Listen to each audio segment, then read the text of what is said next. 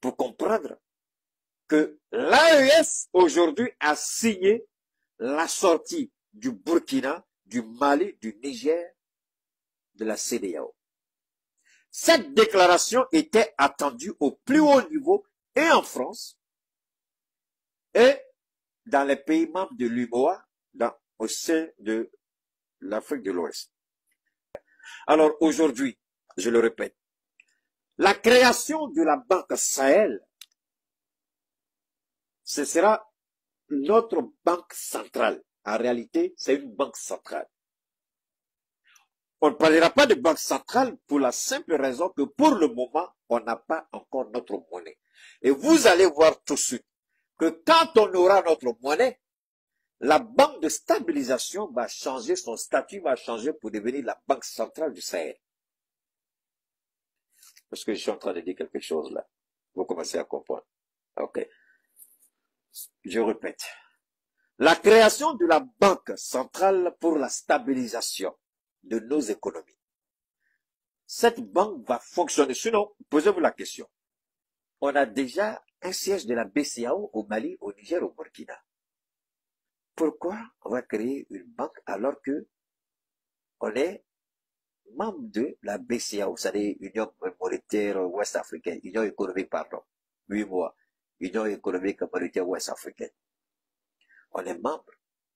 On a une banque centrale ici qui joue le rôle de la banque centrale du Mali. Au Niger, au Burkina, c'est la même chose.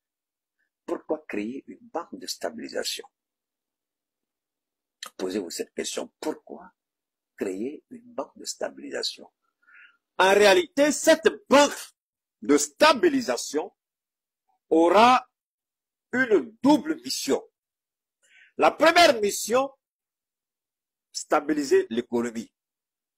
Ils vont commencer à étudier et en même temps commencer à étudier la transition économique du franc CFA à la monnaie Sahel. La banque de stabilisation qui sera créée aura une double mission. Mais cette mission n'a jamais été dite aujourd'hui à Niamey. Non. C'est toutes les personnes averties qui comprendront, pardon, que cette banque aura une double mission. Alors ici, on crée une banque de stabilisation alors qu'on a des banques centrales chez nous. Pourquoi?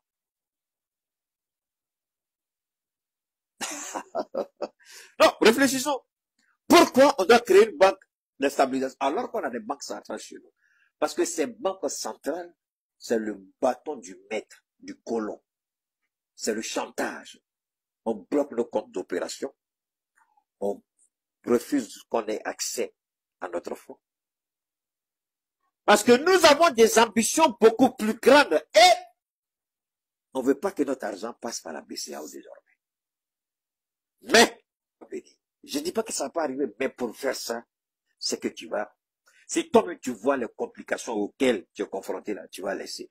Parce que les trois présidents sont en train de mettre en place une architecture qui sera pratiquement impossible, je ne dirais pas impossible, mais qui sera pratiquement difficile de détruire.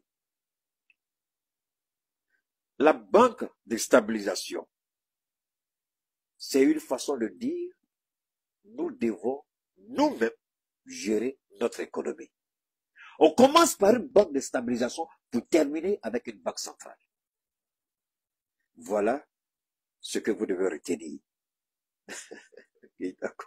Voilà, la banque centrale. Et on ne peut avoir une banque centrale si on n'a pas une monnaie souveraine. Notre monnaie souveraine nous permettra, nous, pas en tant que Mali, pas en tant que Niger, pas en tant que Burkina, mais c'est la monnaie Sahel qui va intégrer les BRICS. Comment tu fais pour toi, là? Laissez ça comme ça. Donc, c'est l'espace. C'est la confédération ou la fédération de l'AES qui va intégrer les BRICS. Donc, quand vous intégrez une telle organisation, quel président qui vient derrière vous qui a dit qu'il va faire quoi? Donc, le Mali va aller à un niveau que vous pouvez supporter là. Je vais doser un peu. L'avion,